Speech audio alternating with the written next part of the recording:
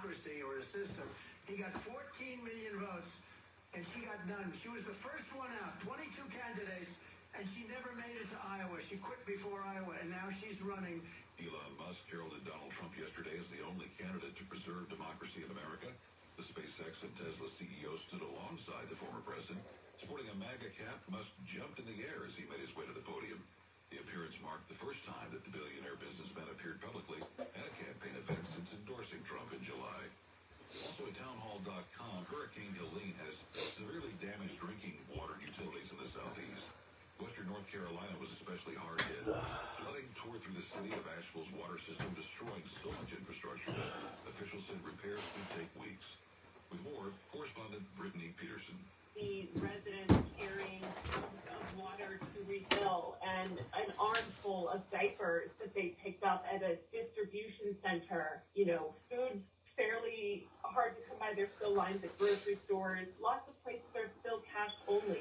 But there's this vibe of generosity. Tons of places are just giving out free meals. The death toll from Hurricane Helene has inched up to 227. Palestinian officials say an Israeli airstrike. They're not done with hurricanes either over there. East 19. In Florida. They got another one coming. At townhall. Wednesday.com. Where? East or West Coast? Well, if you're opposed to everyday Orlando, things, just Tampa. to mask them, Tampa again? feel better for a few hours and South to side, have Dodge the side, pain you know what I mean? return and then Yeah. repeat the Actually, cycle this all might over be again. closer to Clearwater It's this time. to try Relief Factor. What is it? Which, Now, the good news is Relief Factor makes that easy. It's gonna be a category Every 3, week started most likely just when it hits. $19.95, less than $1 a day. Instead On of Wednesday, masking the it, water's Relief so- Factor the helps water's so eliminate it. warm, so hot, How? you know, it's Well, its unique You need to formula cool of off a little ingredients bit, helps don't you? support your body's response Yeah. to inflammation. Relief Factor was developed by doctors. It's 100% drug-free, and for so many people, the results are game-changing, even life-changing. So give it a try. Right now, their 3-week quick start is just $19.95. Go to relieffactor.com or call 1-800-4RELIEF. That's 1-800, the number 4RELIEF. See how in a few weeks or even days, Relief Factor can reduce your pain. When you feel better, life is just better. So don't mask pain. Fight it naturally with Relief Factor. The sun is acting up again. Keith Peters has more on the story. Solar storms may cause faint auroras across fringes of the northern United States this weekend. Forecasters are also monitoring for possible disruptions to power and communications. The sun's magnetic field is currently at the peak of its 11-year cycle, making solar storms and northern lights more frequent. The sun shot out 2 strong flares earlier this week, including one Thursday that was the biggest since 2017. Faint auroras may be visible as far south as South Dakota, Iowa, and New York, but the storms could still intensify or weaken over the weekend. Keith Peters reporting. Authorities in Congo have started vaccinations against Mpox nearly 2 months after the disease outbreak spread to several other African countries. You'll find breaking news and analysis and more stories online at First Monday in townhall.com. October, tomorrow. I'm Ron Spring Taylor. Quarter, Yeah. And now, of all things, a totally different problem that's popped up for thousands of people who've lost everything in the Helene flooding in the southeastern U.S. Special correspondent Norman Hall has this story. Deadly flooding from Hurricane Helene in western North Carolina has also disrupted the underground nest of yellow jackets, bees, and other insects, causing them to swarm and sting people struggling to recover from the storm. It's caused such a surge in requests for medication to protect people allergic to stings that the North Carolina Department of Health and Human Services is buying Benadryl and epinephrine injections to help fill requests through hospitals, emergency medical personnel, and doctors. And the humanitarian aid group Direct Relief says it has sent more than 2,000 EpiPen injections to community health centers, clinics, and pharmacies across western North Carolina. I'm Norman Hall. For more on this story and other headlines, log on to townhall.com. I'm Ron Taylor. The opinions expressed on this program are those of the host and do not express the views of WVVF ownership or Hometown Talk Radio. Content aired on all programs are those of the host and their guests. Hey, Joey, what's happening? I mean, what's happening in Middleboro and surrounding towns? It's time for the Middleboro Week in Review with your host, Joey Driscoll. Stay tuned for news, Middleboro news, here on AM 1530 WVBF. Hey, Joey, what's happening?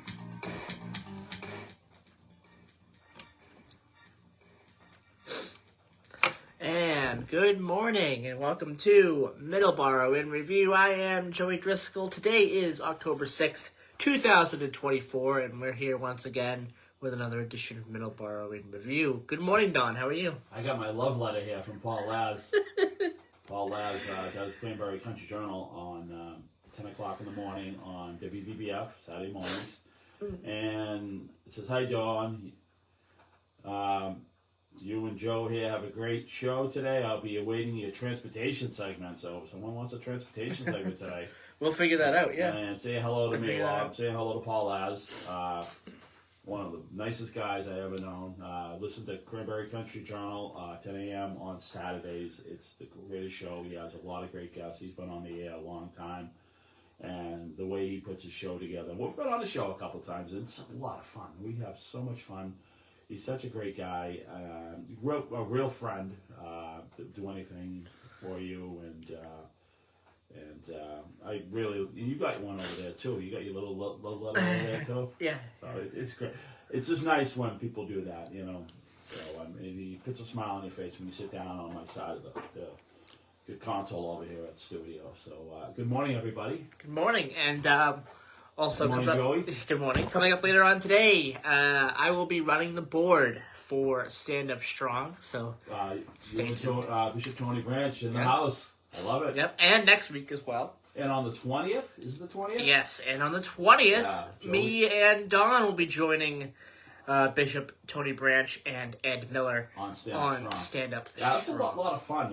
We've been on about 3 times now, and for some reason Ed wants us to come back, and I find that an honor because it's a really good show, and it's funny too because if we don't, it's funny because even if you don't see eye to eye politically, we can all sit down and have a robust conversation, and that the old art of debate I think has been tossed out the window, and with some shows like Stand Up Strong, I think it brings it all back. It brings back to a dialogue. You're not going to agree with everybody, but you have a civil conversation. Everyone learns from each other. That's moving forward. So I really enjoy our time when we do that. It's a really good. The 4 of us, and we just have fun.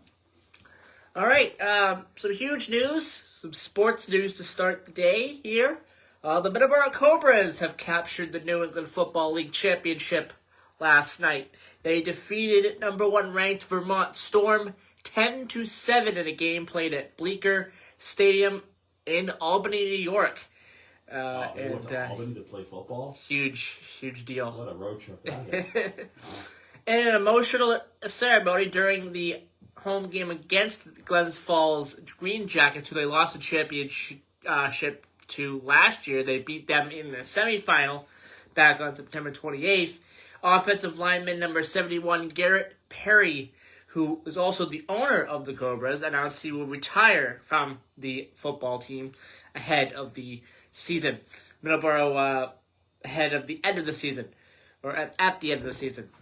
MiddleboroNews.com reports that Perry's illustrious 45-year career spans multiple levels of football, with an unparalleled 35 seasons playing for the Cobras. Are you talking about Mr. Perry, who? No, Garrett Perry. Not the Mr. Perry No. that. All right. No. Okay. His impressive achievements include 35 playoff appearances, 18 Super Bowl appearances, 8 championships, the 1988 Eastern Football League Rookie of the Year. The Cobras also honored Perry's legacy by retiring his number 71. So that is a big deal. Congratulations to Garrett Perry on his retirement from playing with the team. I'm sure he'll still be a part of the team outside of that. That's quite an accomplishment. Yeah. All those championships and stuff. Yeah, so that's huge. Story, yeah. That's huge. I'm sure he'll be a part of the team outside of playing for them. He'll no longer be playing for them, will be retiring, but I think he's still the owner of the team. So Oh, that's awesome. yeah, That's a good story. That's a good story. All right, so there you go. 10-7 victory for the Middleboro Cobras last night. Huge win for the Middleboro Cobras. Wanted to mention that off the top today. We'll get to some more sports later on in the show today, but I wanted to mention that right at the beginning of the show because that's a big deal. The Middleboro Cobras winning the championship. But we have a call. So let's get to that call right now and say good morning, caller. You're on Middleboro in Review. Buenos dias, my dear friends. This is Chuck calling from Sleepy Hollow, New York. Actually, I'm in Tarrytown. Good morning. It's 54 degrees. Good morning. Good morning, Chuck. How you doing? Good morning, Chuck. I don't want to take up too much of your time. I just wanted to say good morning. And I was able to get you on Facebook Live, so I'm going to go back to that. But just wanted to say good morning. And I enjoy listening to you guys today from Tarrytown, New York. How's your puppy doing today? Is he doing good? He in good spirits? He's had a little bit of a rebound. For those who do not know, he has been diagnosed with terminal cancer. He has, according to the vet, but they don't know. According to the vet, he has less than a month to live. But we've weaned him off all of the medications they had him on. They had him on so many medications. A lot of medications that the humans take, gabapentin and all sorts of steroids. We've weaned him off all of that, and he's trying to rebound. So I think the medication, in some ways, they were throwing spaghetti against the wall, but he's doing better. He was out yesterday walking around the festival, interacting with other dogs. The weather here was absolutely beautiful. Mid-70s, no humidity, beautiful, beautiful fall day in Tarrytown. Well, he's in the beautiful part of New York. I have a special place in my heart in New York. I've always been going to New York pretty much my whole adult life. I love that area. You're up in Sleepy Hollow right now, right? Exactly. Yeah, that's a nice area. You do not see trash anywhere. It's unbelievable. It's the most clean area I've ever seen in my life. It's mind-boggling to me. I keep saying it to my wife and daughter over and over and over. There's no garbage. You're not seeing nips and cups of Dunkin' Donuts and McDonald's bags. And it's unbelievable how clean it is up here. Unbelievable. You know, a lot of the litter that happens. I blame it on people who throw their Dunkin' Donuts cups and stuff in the back of their pickup trucks and it just flies off to the highway. I have a pickup, and I'm definitely mindful of that. So, a lot of people do it on purpose, but a lot of people don't realize what they're doing. So they should just get rid of I agree. I agree, John. I understand that people say, no, that's not. I think it is. I think it's people might throw a cup, and they're not doing it purposefully. There's something like Dayton's a beautiful little town, but you see mattresses and tires, and it's very, very distinct. And the same thing in Taunton. The only pristine in Taunton is the hidden gem, is the Boyden Wildlife Refuge. Have you ever been there? It's so beautiful. Is that on 138? It's off of, it's actually like behind Hannaford, so it's like in the back of 44, but it's so beautiful. And of course, Middleboro has the whole Pratt.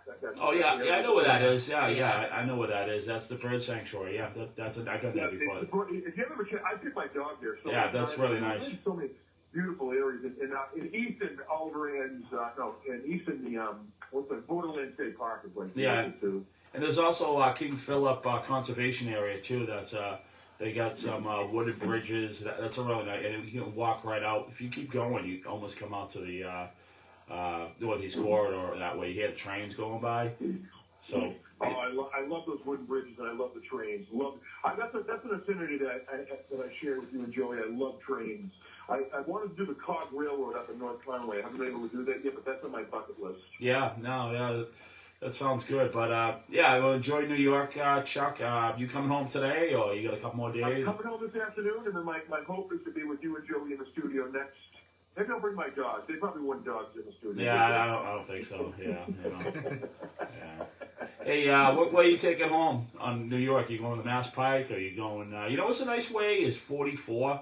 Gee, you're right, Sleepy Hollow. Yeah, I think you're on like Route 23, right, somewhere around there. John, can you do me a favor? When you're done with the show, could you text me the best way that you think I should go? Because I'd love to follow your directions and go. Because I use the app Waze.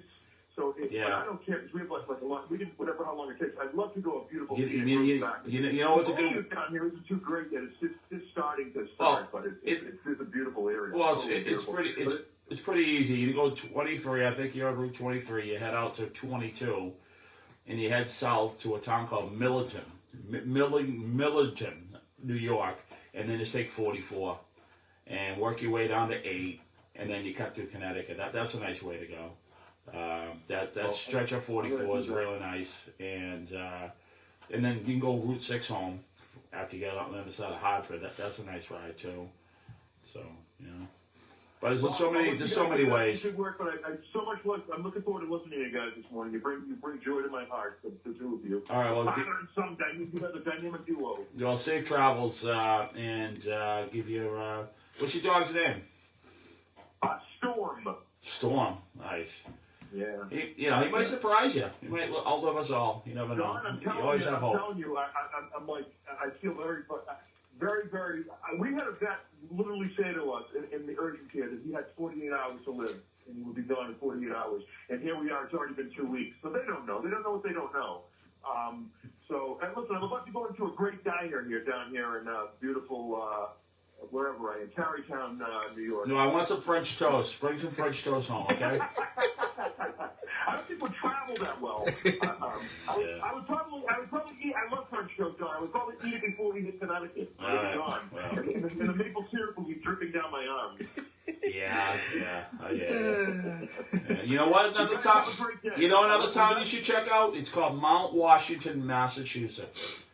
It's not too far from you. It's really different little town. It's called Mount Washington, Massachusetts. It's right off Route 22. John, I have executive functioning skill difficulty. I'm diagnosed with ADHD. Please just text me all these beautiful ideas, because you know what? That's like my mind's like a sieve. All I'm thinking about right now because of you is French toast. That's what's on my mind. All right, well, happy French toast before it gets cold. All right, Chuck. All right. Yeah, have a great day, guys. Yep. Bye-bye. Bye-bye. Chuck Hart giving us a call, he's a bundle of joy. He's so positive. It's good to hear from him again. He's in a beautiful part of it. I mean, absolutely, absolutely. New York is beautiful. New York's that area of New York. Sleepy Hollow too is going to be busy with Halloween. Yes, definitely, absolutely. Yes. There's you got Salem, Massachusetts. Yeah. You got all the spooky. Yeah. And we stopped playing spooky songs close by. It's one of my favorite songs. It's done by a group called Deep Purple. It's called Vincent Price. And just, oh my God. Who read a song about Vincent Price of all people? It is the craziest creep. And it's such a creepy sound with the keyboards, real churchy keyboards and real like raunchy guitar. And it's just, oh my God. It's unbelievable. It's so good. And then there's so much good Halloween music out there. Witchy Woman. Season of the Witch. I like it done by, what's his name there? You know what I'm talking about. Donovan? Donovan, I think, did it. Yeah. But he was on Blues Brothers too. Dr. John. Dr. John. Yeah. He does that song on the Blues Brothers 2000 soundtrack.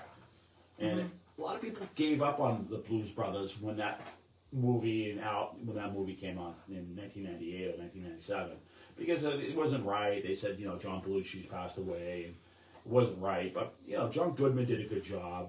He did a better than good job. He did a fantastic job. He did an awesome job. He does a song called I'm a Fox or something. That song there. Yeah, it's really good. Yeah, it's really good. Check it out. He does that song, which does good, and there's a lot of good people on that, and like I say, Dr. John does. He's actually so many people in that movie. I mean, last of the blues legends before a lot of them passed away now, but give that movie a watch if you've never watched it. If you can ever just get over thinking the original movies, nothing's like the original, but that's a great movie, and the soundtrack's awesome. It's one of my favorite soundtracks out there. All right, let's take a commercial break. We'll be right back here on Middleboro in Review on WVBF 1530 AM, 99.7 FM.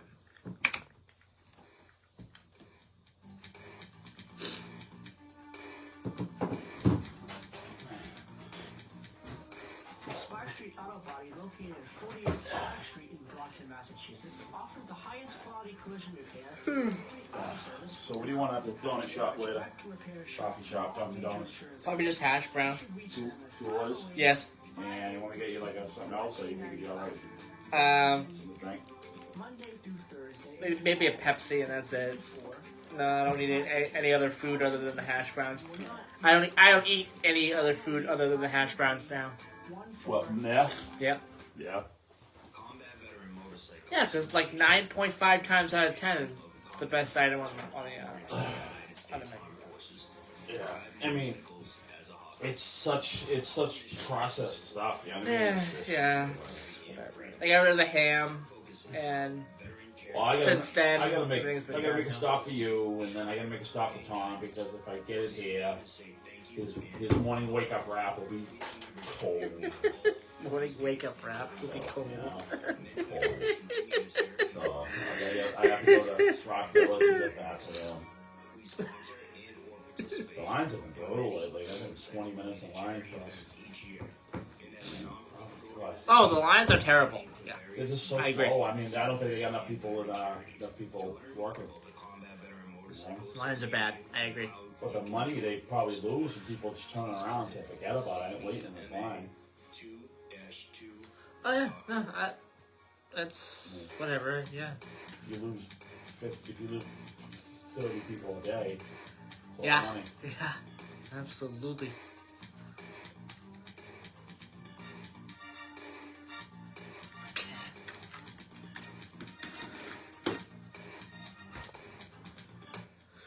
All right, 3, 2, 1, 0. And we're back. So I turned down the bumper music. There we go. All right, 7:23 a.m.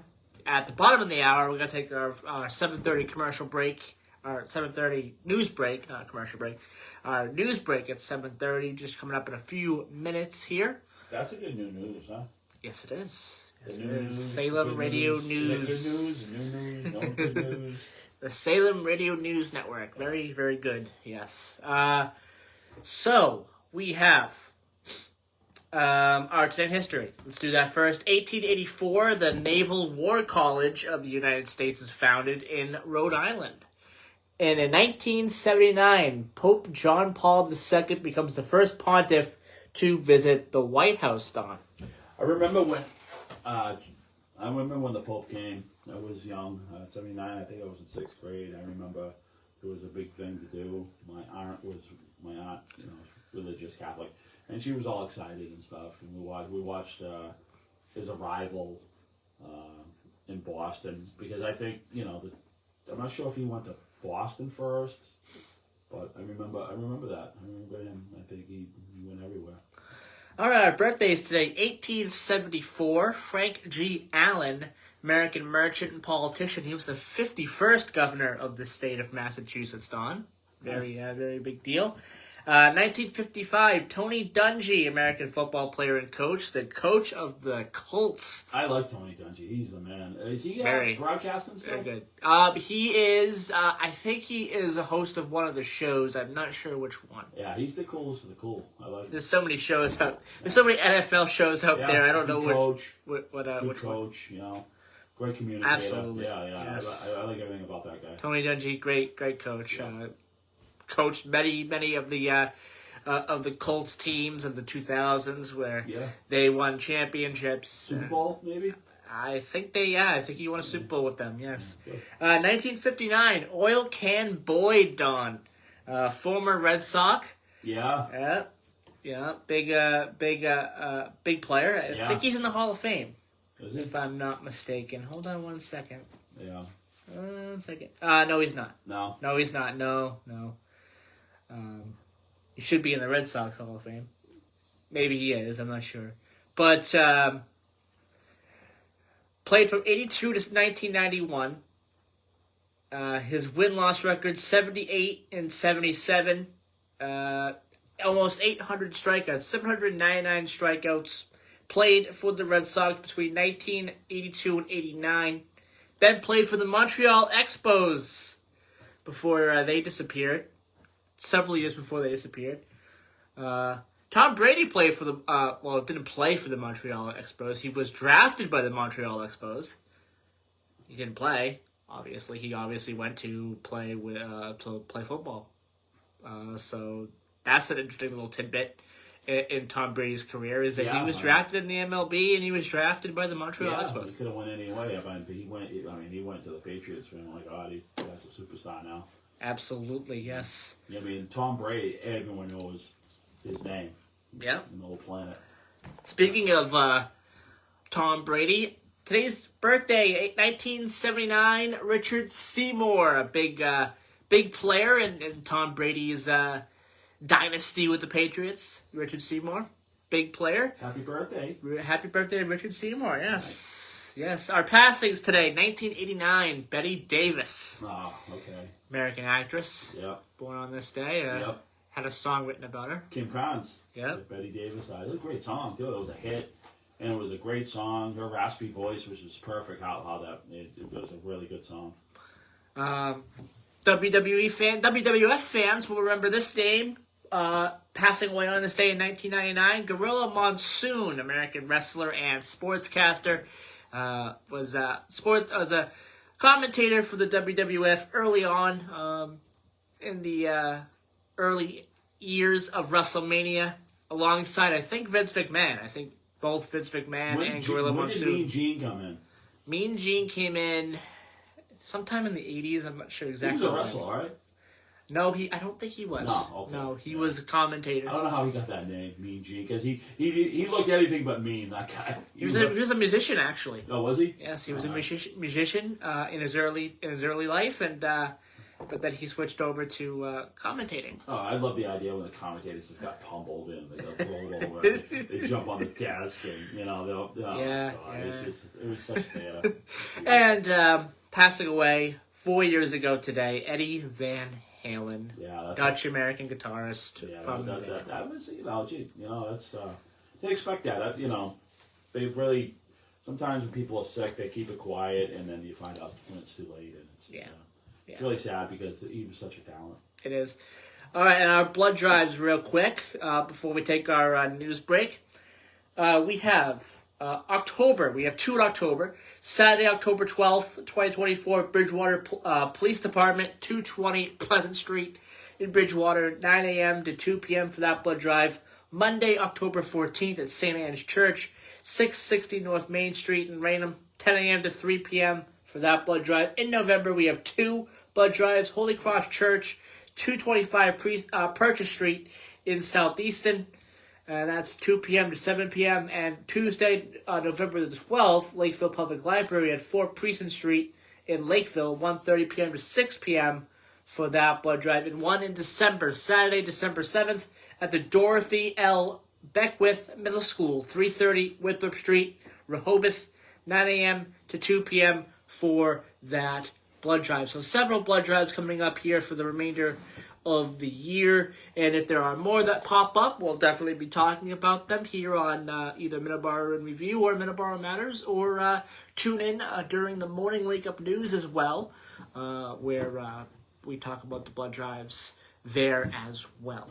All right, it is 7:30 a.m. We'll be right back after this news break, and we'll have our transportation topic coming out of that break, so stay tuned and for just a few minutes here while we do the news from the Salem Radio News Network, the Town Hall News. We'll be right back.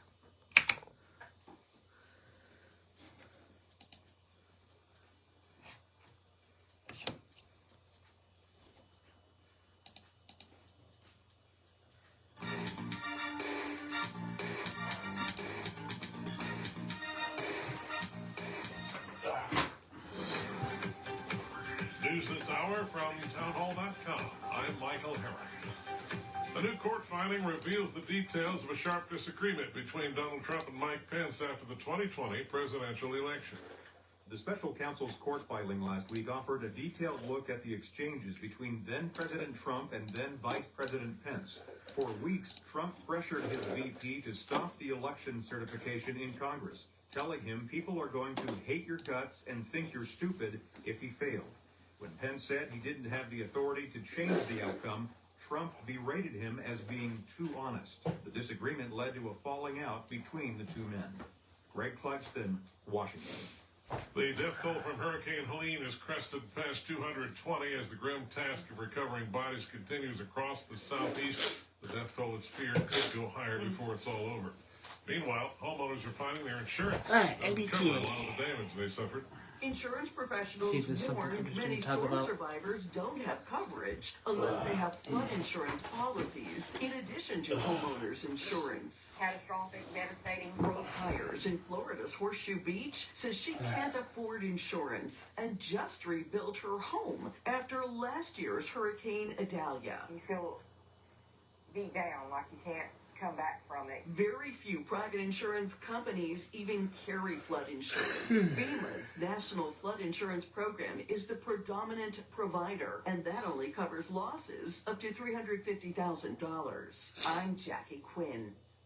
Donald Trump rallied supporters at the same Pennsylvania grounds where a gunman tried to assassinate him in July, setting aside near constant worries for his physical safety. He urged a large crowd Saturday to deliver an Election Day victory that he tied to his survival of the shooting. More on these stories at townhall.com. Life takes a toll on our bodies. No way around it. Whether it's sitting hours on end at your Kevin Costner computer, getting back in working a Yellowstone? physical I think he job, is, right? over time I your don't, body pays the price. There is, however, an effective way to turn back the clock on pain. Relief Factor. Developed by doctors, Relief Factor helps support your body's response to do an inflammation. update on the difference, vocal lines instead of again. masking pain, Relief Factor helps eliminate it for good. And it's 100% drug-free. If the pains that come with living a full life are affecting you, do as so many others have. Turn back the clock on pain with Relief Factor. Their 3-week quick start is just $19.95, less than $1 a day. When you feel good, it's amazing how much more you get out of life. So visit ReliefFactor.com or call 1-800-4RELIEF. That's 1-800-4RELIEF. Try it for only $19.95. While we can't stop aging, we can stop pain. Turn back the clock with Relief Factor. The ferry routes, are they 365 or do those shut down after a certain amount of time? All of them. In Boston? Yeah, the ferry routes. No, no. Are they 365 or do they shut down after a certain amount? No, the main ones, the car ferries do, but the high lines, I think. Okay. Passenger ferries might shut down. Yeah, like the Bedford and stuff like that, but the regular ones yeah, don't. the steam trip ferry, yeah, run on high end and Okay. we're told. I'm talking about the MBTA stuff. The MBTA. Yeah, I don't get caught up in it though. I mean, I'm just gonna very quickly. It's open. I took the train yesterday. It is line is open. China apparently keeps its distance. Experts say that level of exchange and commemorative programs will prove a clue to exactly what the status is. This is townhall.com. A moose on the loose. Okay. Authorities in Bedford, New Hampshire, responding to a rather unusual call. A moose trapped in a backyard swimming pool. Rescue teams removed the pool covering to reveal the moose calmly standing in the water. After the cover was removed, the moose strolled out shallow into the pool and headed straight out to the woods. No human beings were hurt, and neither was Bullfingle. Jason Walker reporting. A flotilla of hot air balloons ascended into a clear desert sky on set.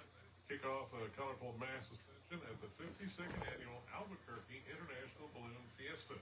The 9-day gathering draws hundreds of thousands of spectators and pilots.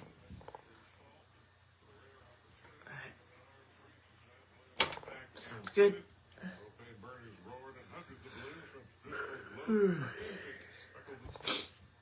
This is townhall.com.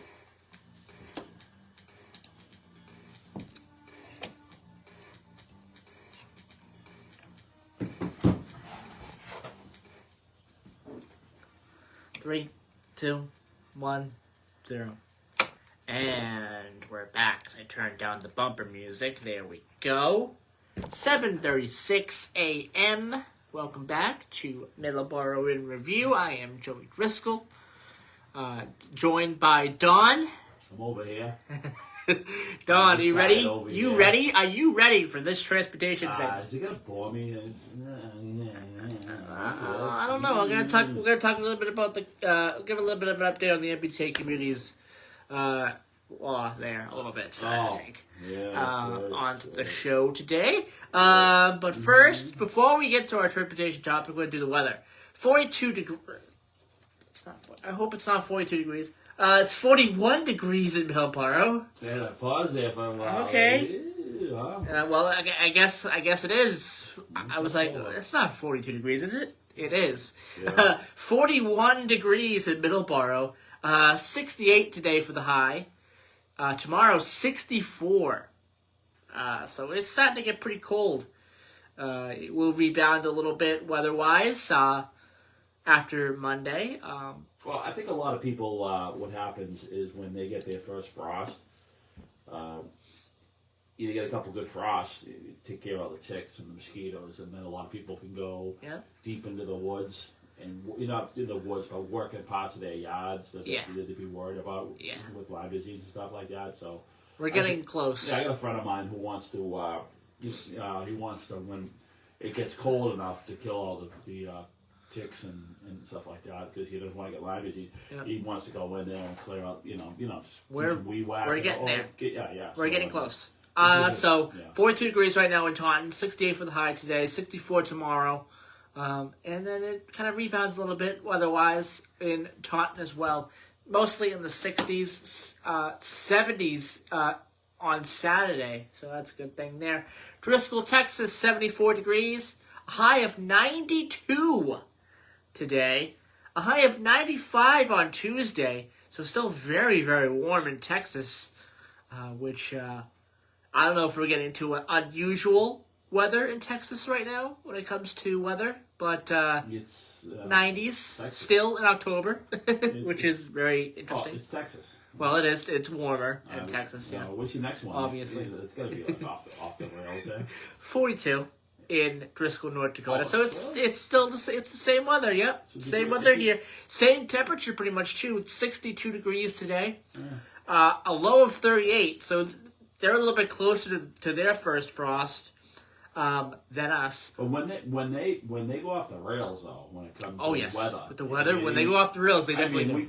We could be like 2 weeks from now, and you can it might be 18. You know, yeah, it's just, exactly. We've seen that. I mean, you've been reporting on these Driscoll towns for a few years now, and we've seen that weather just fall off the edge. Absolutely, I mean, even in October, November, way off the edge. So it's just good. It's interesting. It's really interesting because you're talking the top of the country and the bottom of the country as far as the Driscoll towns. Yeah. And then we got to talk about our hometowns too. And it's interesting too because sometimes there's been like 5-degree temperatures between Middleboro and Taunton. Yes, absolutely. So it's interesting.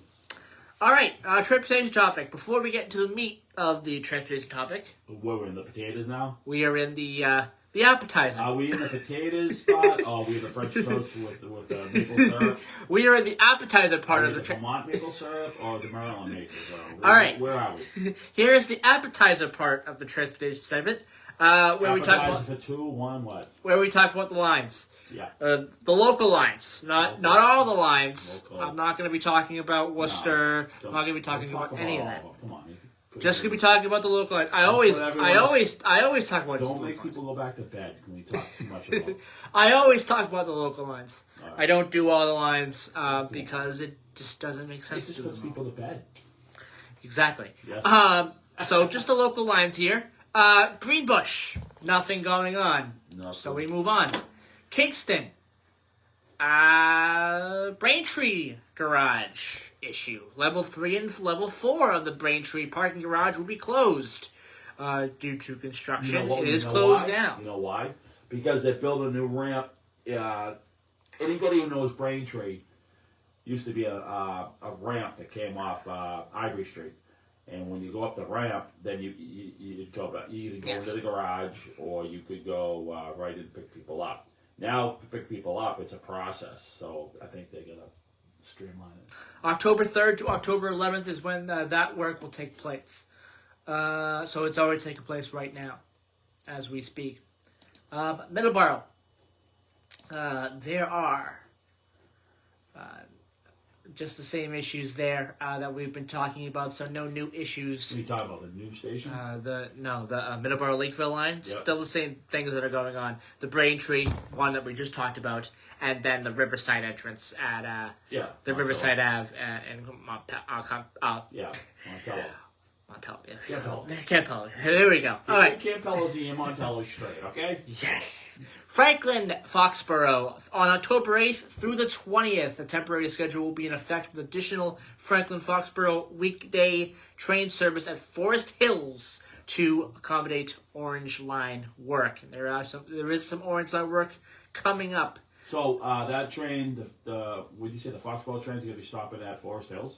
It looks like it is, yes. They should utilize that station more because they only utilize it for the Needham.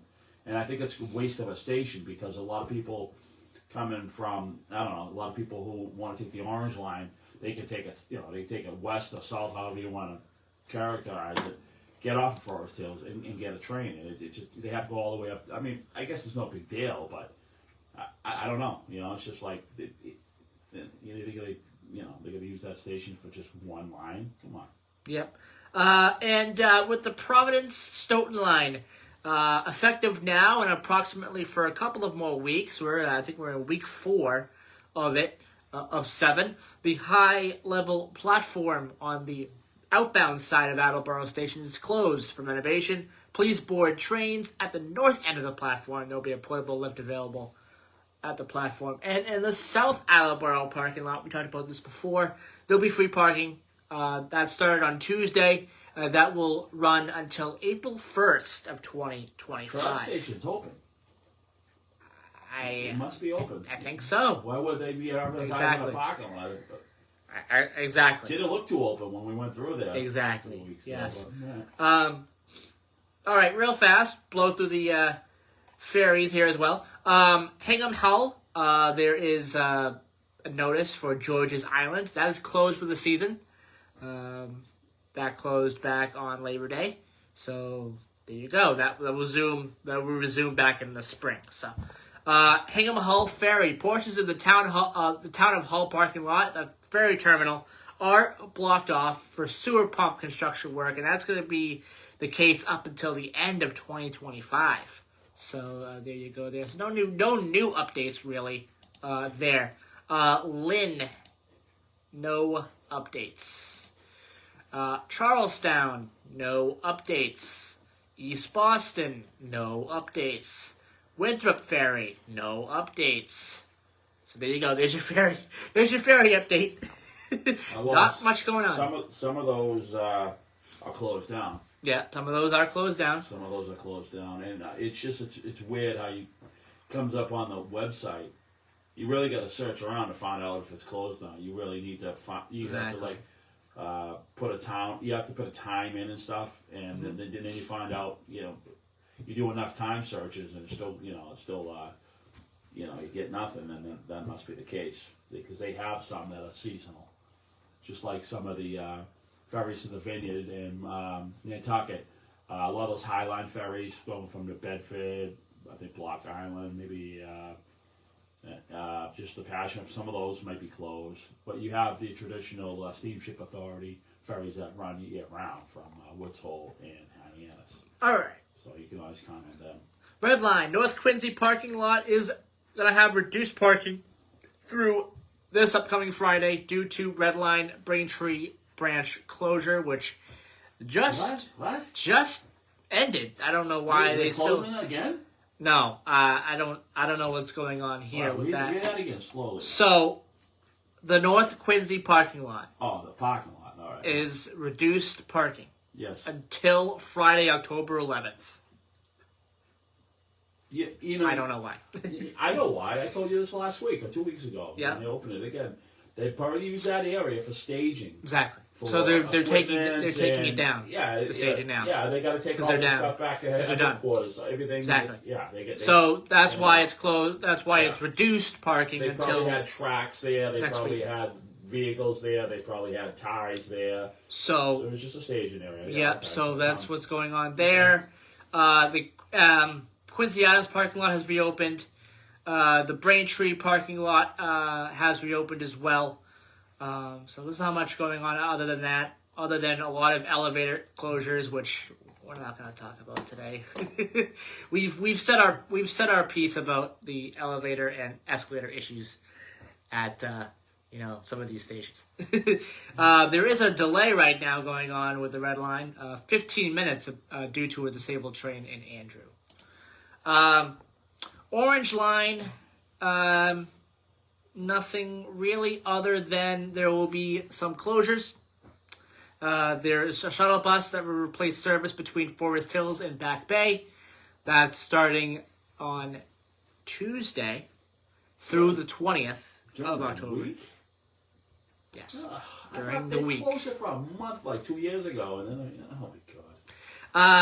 On October 12th through the 14th, the work will extend to North Station, which that's going to cause a lot of issues. I don't know. That caused a lot of issues with the South Station stuff, and it's going to cause a lot of issues with the North Station. Use the Green Line between Copley and North Station, and there are alternatives with the commuter rail also available. Orange Line, shuttle buses between Oak Grove and Ruggles the weekend of the 26th and 27th, and from Oak Grove to North Station from October 28th through the 1st of November. This is going to be allowing for track work and station upgrades. And there's some signal problems going on today, which are delaying trains on the Orange Line up to 15 minutes. So there's your Orange Line update. Green Line, there is one closure, two closures actually. Green Line D branch, shuttle buses will replace service between Kenmore and Newton Highlands the weekend of the 5th and the 6th, so this weekend, so it ends today for signal work. And then the D branch, again, will be replaced, shuttle buses are replacing service between Riverside and Brookline Hills. And that's the weekend of the 19th and the 20th. And that's, again, for signal work. Mattapan Trolley Line. There will be shuttle buses.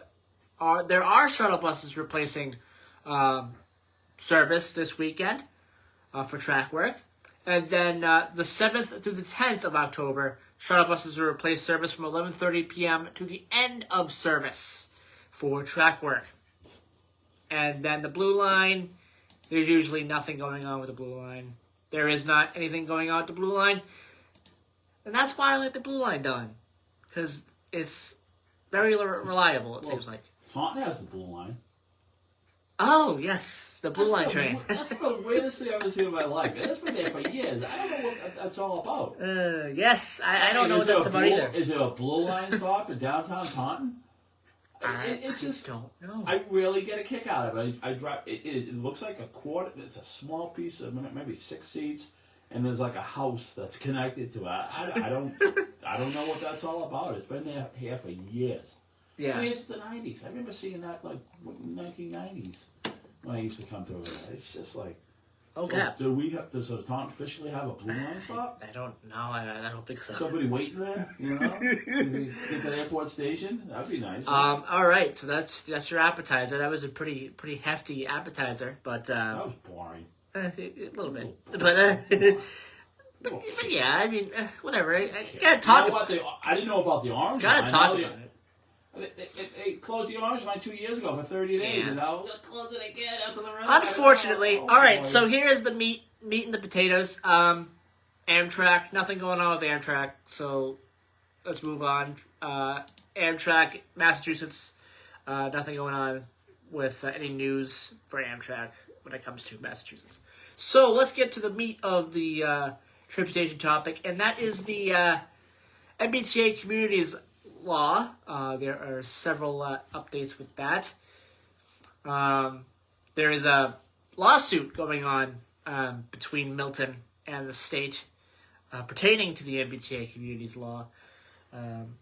And earlier this week, officials celebrated a milestone in the MBTA Communities Act rollout. More than 30 cities and towns received approval for new zoning to encourage housing and production. But next week, that progress could either hit a roadblock or be spurred due to this Milton lawsuit here. Again, Milton suing for Milton suing or the Milton, state suing Milton? State.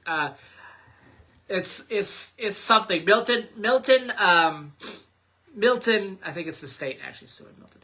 I don't know. I don't know. What's we don't know. Hold on. Let me look, Don. Somebody's suing somebody. It's somebody suing somebody. I think it's Milton. I think it was the state suing Milton. Yeah, Milton. You might be right. Let me look. Let me look real quick. Maybe before you I apologize. broadcast. Let me look. Yeah. Milton rebellion over MBTA housing law. I my guess is I don't know. It's you know what the one. No, so okay, it is Massachusetts. Yeah.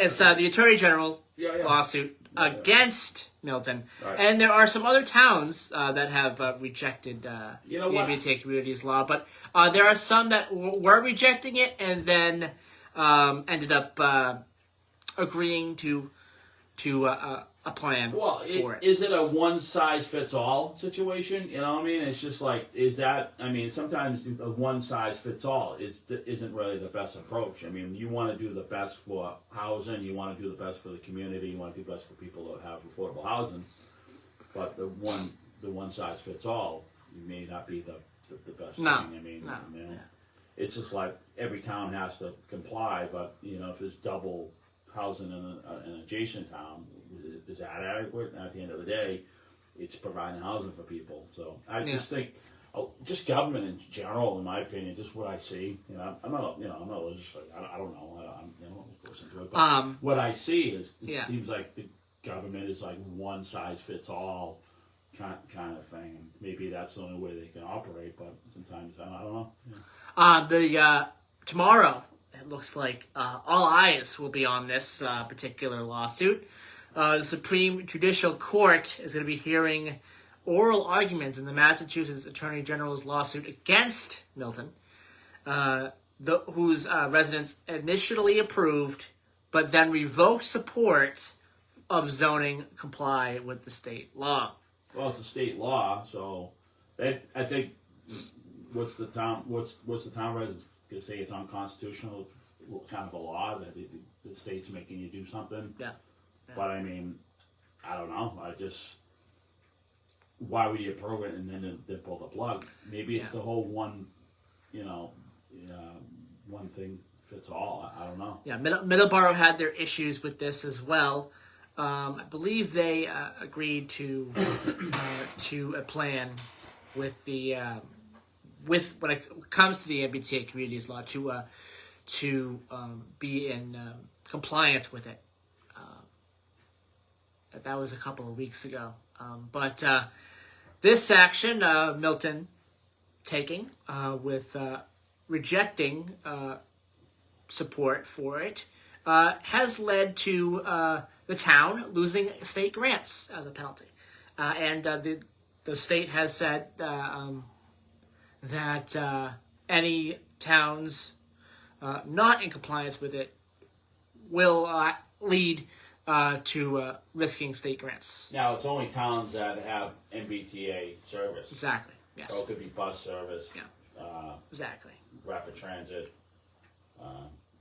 Is ferry part of it? I don't know. But the MBTA Communities Act, signed in January of 2021, requires 177 towns, so that's half the state there. That's half the state.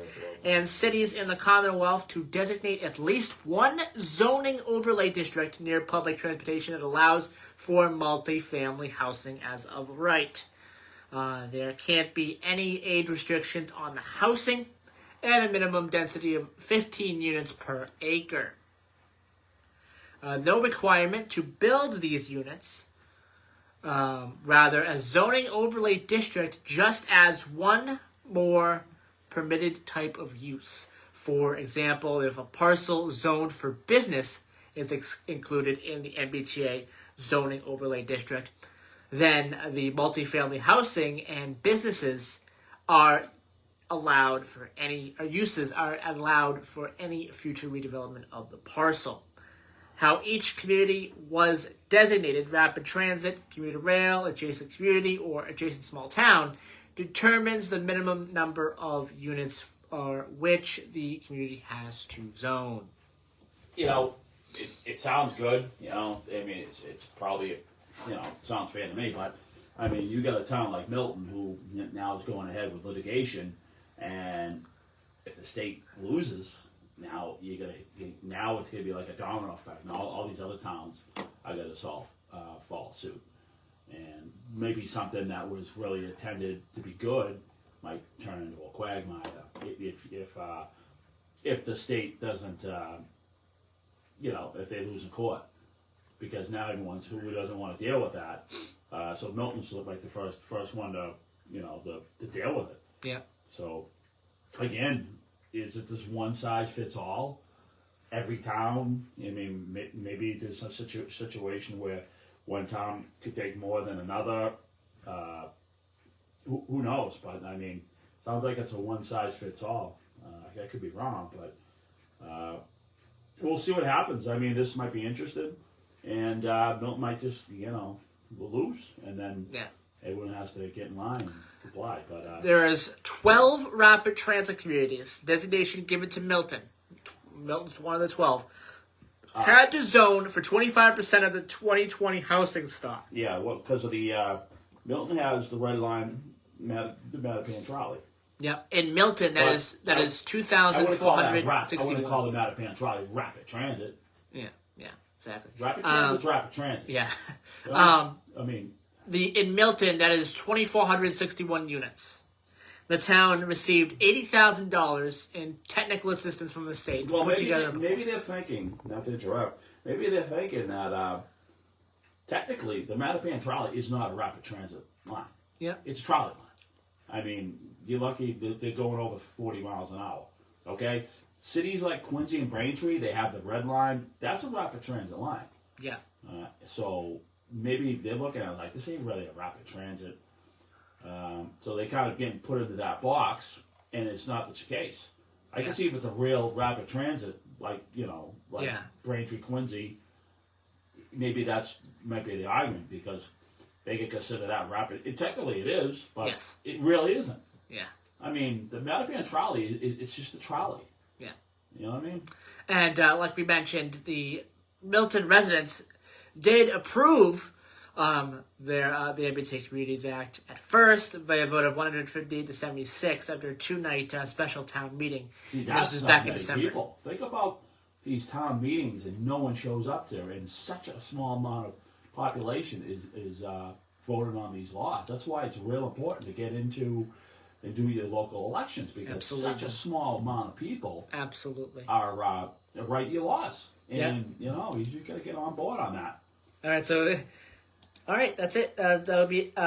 We'll talk more about this in the future. Just in case. I recovered there at the end. We gotta get a hold of somebody who knows a little bit more than us. Recovered there at the end, a little bit at the beginning. I'm sorry for the mess up there at the beginning, but I recovered there. I remembered. I remember you said that before. I kept it in memory. Yeah, so glad I'm recovered. So we talked about that, and we'll have more information on it as it becomes available. Tomorrow is a big deal, and we'll have more information in the coming weeks on it. So there you go. All right, we'll say goodbye, and we'll be back next week for another edition of Middleboro Review, potentially joined by Chuck Hart as well. Yeah, so stay tuned. And then 12 o'clock, Stay On Strong. Joey been running the board, and I'm sure Bishop Tony Branch is going to have a great show. Ed Miller's at the football game. Yes. Hope he has a good time. And all right, have a good day, everybody. We got to go, and go Patriots. Bye-bye, everybody.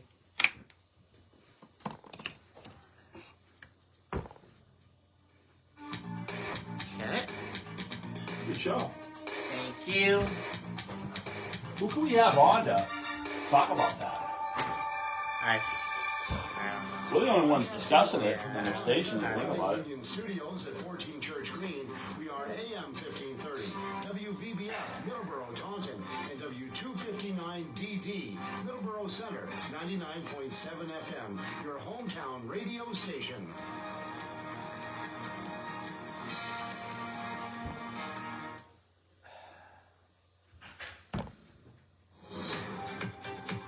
News this hour from townhall.com. I'm Michael Herrick. A new court filing reveals the details of a sharp disagreement between Donald Trump and Mike Pence after the 2020 presidential election. The special counsel's court filing last week offered a detailed look at the exchanges between then President Trump and then Vice President Pence. For weeks, Trump pressured his VP to stop the election certification in Congress, telling him people are going to hate your guts and think you're stupid if he failed. When Pence said Bye, he everybody. didn't have